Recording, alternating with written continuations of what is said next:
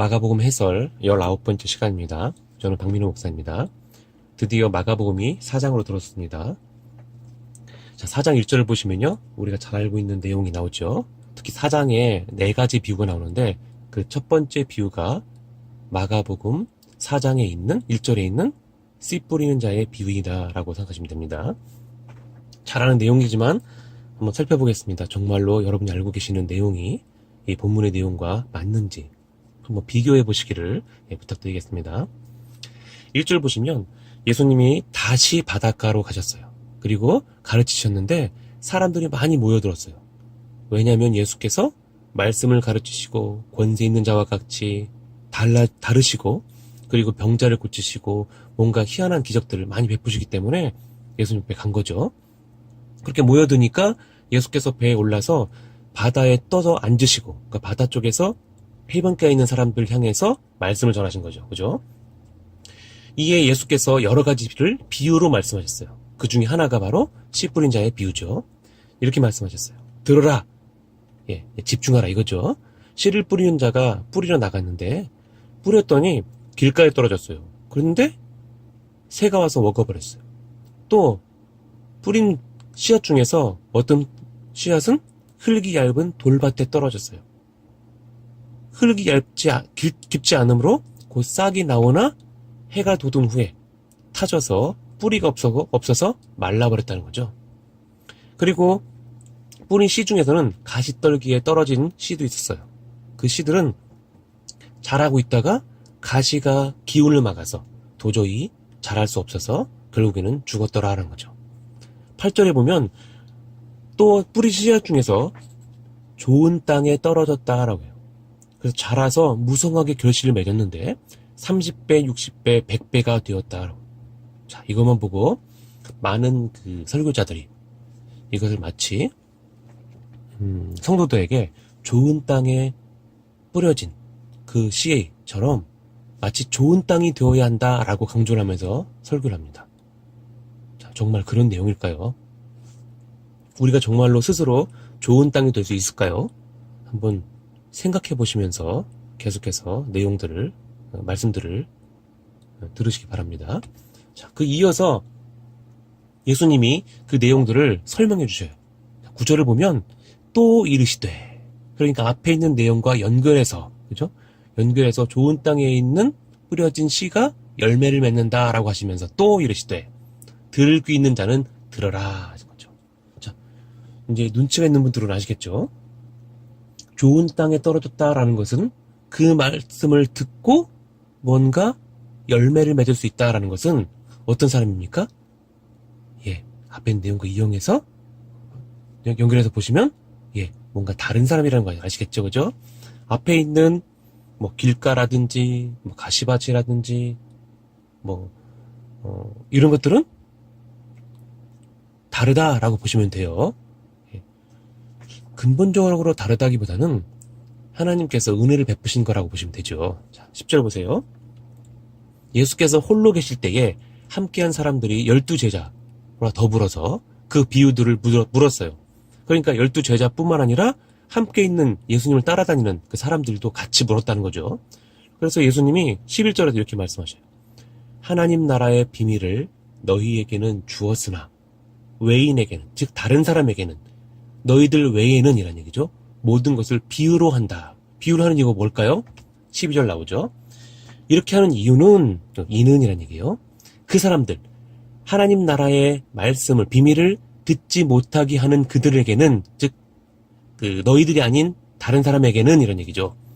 보기는 보아도 알지 못하고 듣기는 들어도 깨닫지 못해서 혹시라도 그 마음을 돌이켜 죄사함을 얻지 못하게 하려 하는 거예요. 굉장히 두려운 말씀이죠. 그죠? 자, 그러면 이 말씀을 듣는 사람들은 누구라고요? 다시 한번 볼게요. 들을 귀 있는 자라고 불리는 사람들. 예수님의 제자 12명과 그 예수님을 쫓아다니는 사람들. 하나님 말씀을 그 무엇보다도 우선시하면서 그 말씀의 그 진의, 진짜 뜻을 이해하고 그분을 따라가는 사람들. 그죠? 그런 사람들 가리켜 들을 귀 있는 자라고 말씀하신 거라고 볼 수 있겠죠. 그들에게는 하나님 나라의 비밀을 알려주는 것입니다. 그 외에는 비밀을 알려주지 않아요. 어떻게 한다고요? 그 외에는 하나님 나라 백성이 아닌 사람들에게는 못 보고, 못 듣고, 못 깨달아서 죄사함을 받지 못하도록 하기 위해서 비유로 해주신대요. 굉장히 두려운 말씀이에요. 그죠? 그러면 이 말씀들을 어디서 이해할 수 있는지 한번 생각해 보세요, 여러분들. 자, 분명히 우리가 3장에서 어떤 내용을 배웠죠? 예. 예수님께서 12사람을, 12제자를 택하시고, 그리고 말씀을 가르치고 있을 때에, 한 집에 들어가셨죠? 말씀 가르치고 있을 때에, 예수님의 가족들이 와서 예수님이 미쳤다라고 잡아가려고 그래요. 그러더니 어떤 얘기가 벌어지냐면, 예루살렘에서 내려온 서기관들, 지금으로 말하면 이단 시비를 가르는 사람들, 그죠? 그런 사람들이 와서 지금 예수님께 뭐라 하냐면, 바알세불의 힘을 얻었다. 또는 귀신의 왕의 힘을 가지고 귀신을 쫓는 거다. 이단이다. 뭐 미쳤다. 이런 말을 쓰고 있죠. 그죠? 바로 그 내용이 연결되는 거예요. 그러니까 지금 말씀하신 내용을 보면 이는 저희로라고 하는 12절에 저희라는 것은 누구라고 가르치는 거예요? 누구를 가르치는 거예요? 직접적으로? 예. 바로 바리새인들, 서기관들, 하나님의 말씀을 듣지 않는 자들, 하나님께서 보내신 예수 그리스도 앞에 와서 엎드리고 죄 용서함을 받기를 원하지 않는 자들을 가리키는 거죠. 그들이 왜 그랬다고요? 예수님을 죽이려고 했다고요? 눈이 가려져서요. 귀가 안 들리니까. 또 깨닫지 못하니까. 오늘날도 그렇게 그럴 수 있겠죠. 그죠? 그러니까 하나님 말씀을 전해도 듣질 않아요. 그리고 알지도 못하면서 전해요. 그런 일이 벌어질 수 있다는 거죠. 네, 매우 심각한 상황입니다. 이 4장에 와서 이렇게 말씀하신 이유를 여러분 이해하셔야 돼요. 오늘날의 교회의 상황과 우리의 모습, 또 신학교 상황, 또 교계의 전체적인 이런 모습들을 여러분 같이 비교해 보셔야 됩니다. 얼마나 좀 심각한 상황인지를 이 말씀을 통해서 여러분 깨달으셔야 돼요. 4장의 그 내용들을 하나하나 살펴가면 정말 두렵습니다. 자, 13절 보세요. 제자들이 이렇게 말씀하셨어요. 예수님 말씀하셨어요. 너희가 이 비유를 알지 못할진데 어떻게 모든 비유를 알겠느냐. 그러면서 뒤에 3가지 비유를 더하시죠. 그러니까 뭐예요? 이 비유를 먼저 이해하고 깨달아야 다른 비유들도 이해할 수 있다라는 것이 이 뉘앙스로 나타나죠. 자, 보세요. 예수님 풀어주십니다. 뿌리는 자는 말씀을 뿌리는 것이래요. 뭘 뿌린다고요? 말씀을요. 말씀을 뿌렸는데, 즉 말씀을 주셨는데 그 말씀을 어떤 사람은 듣고 어떤 사람은 듣지 못하더라는 거죠. 자, 길가에 뿌렸다는 것은 뭐예요? 곧 말씀을 들을 때에 사단이 즉시 와서 저에게 뿌리는 말씀을 빼앗는데요. 빼앗긴 자예요. 그러니까 길가는. 길가의 그 사람이라는 것은 즉 빼앗긴 자들이라고 보시면 돼요. 자, 16절은요. 또 이와 같이 돌밭에 뿌리웠는데 이들은 곧 말씀을 들을 때 즉시 기쁨을 받아요. 와, 즐겁다, 기쁘다, 감사하다. 근데 17절에 뭐라고요? 뿌리가 없어요. 그래서 잠깐 견디는 척하더니 환난이나 핍박이 오면 넘어지는 자예요. 교회에서도 그럴 수 있죠. 교회에서도 뭐 은혜 받았다고 하나님 감사한다고 이렇게 자랑하고 그러죠, 사람들이. 그런데 어떻게 그들이 정말로 제대로 된 하나님의 성도인지, 즉 신자인지 알 수 있는 방법이 있냐면 그것은 교회에 환난이 한번 오면 돼요. 교회에 뭐 재정적이든 어떤 환난이 오면 17절 말씀처럼 뭐예요? 핍박이 일어날 때, 환난이 일어날 때 곧 넘어져요. 예수님 안 믿어요. 교회 떠나요. 그래서 교회는 가끔씩 환난이 오는 것이 좋아요. 이 말씀대로 보면. 그래야 아닌 것들은 이렇게 뭐라고 할까? 쭉정이는 날아가 버려요. 분리가 되죠. 그죠? 그래서 교회는 누구만 남아요? 알고만 남는 거예요. 그래서 교회를 지키고 그 말씀 앞에 끝까지 엎드리는 사람들은 알곡이라고 보통 불러요. 근데 이것도 상황적으로 다릅니다. 예를 들어 그 교회가 하나님 보시기에 악한 교회다. 그럼 남아있으면 안 되죠. 그거는요. 그죠? 근데 하나님 보시기에 올바른 교회다. 그러면 끝까지 남아있는 사람을 알곡이라고 부르는 거예요. 그런 것들 비교해서 보시면 됩니다. 상황적으로 잠깐 다르기 때문에 그것들은 쉽게 판단하기 어렵습니다. 여러분 쉽게 판단하려고 하지 마시고 여러분 묵묵히 주의 말씀을 바라보고 그 말씀 앞에 엎드리는 자세가 되면 좋겠습니다. 자, 18절 보세요. 세 번째 사람이죠. 어떤 사람은 가시떨기에 뿌리운 그 사람이라고 말하죠. 그죠? 그 사람들은 말씀을 들어요. 듣지 않는 게 아닙니다. 들어요. 그죠? 아까도 계속 말씀드렸어요. 들어요. 감격해요. 그러나 세상의 염려, 즉 우리로 말하면 뭐예요? 돈과 명예와 이런 것들에 욕심 때문에 그 말씀을 들었어도 결실을 못해요. 결국은 뭐예요? 하나님 떠난다는 얘기죠. 예수님 안 믿는다는 얘기죠. 그죠? 그게 바로 이 가시떨기에 뿌리워진 그 사람들의 상태라고 보시면 되겠죠. 자, 그럼 20절은 뭐라고 합니까? 앞에 있는 세 사람의 부류와 다르죠. 좋은 땅에 뿌리웠다는 것은, 즉 좋은 땅을 갖고 있었다는 사람들은 이라는 거죠. 곧 말씀을 듣고 받아서 30배, 60배, 100배의 결실을 맺는다.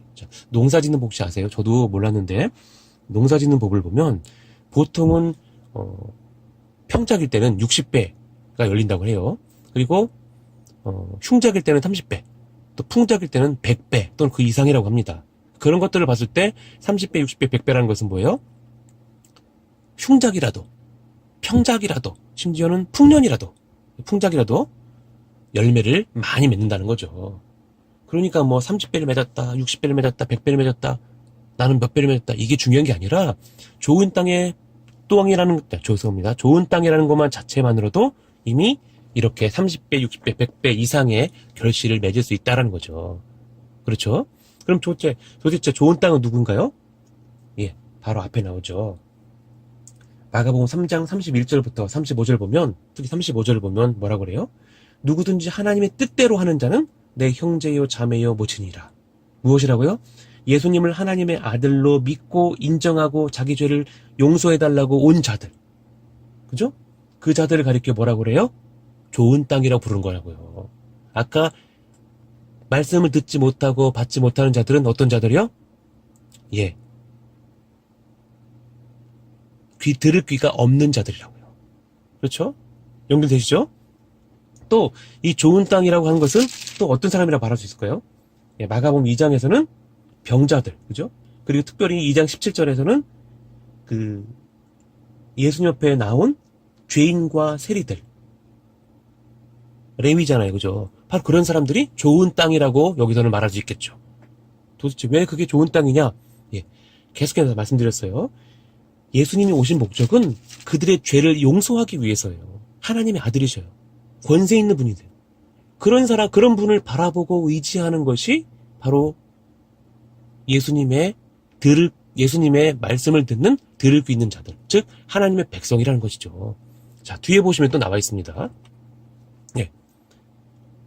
뒤에 있는 내용들은 다음 시간에 해야겠네요. 자, 여기까지 다시 한번 정리해 볼게요. 자, 지금 이렇게 씨 뿌리는 자의 비유를 하신다는 것은 어디에 관심이 있냐면, 오늘 본문의 내용은 12절에 관심이 있어요. 자, 보세요. 죄사함을 얻게 하느냐, 얻지 못하게 하느냐. 예수님이 하나님의 아들이신 것을 믿느냐, 아니느냐. 들을 귀가 있느냐, 없느냐. 그렇죠? 여기 있네요. 19절. 그죠? 들을 귀가 있는 자들에게 하나님 나라의 비밀을 말씀하시고, 비유로, 그죠? 그리고 그들에게 풀어주시면서 그들은 좋은 땅이라고 부르는 거예요.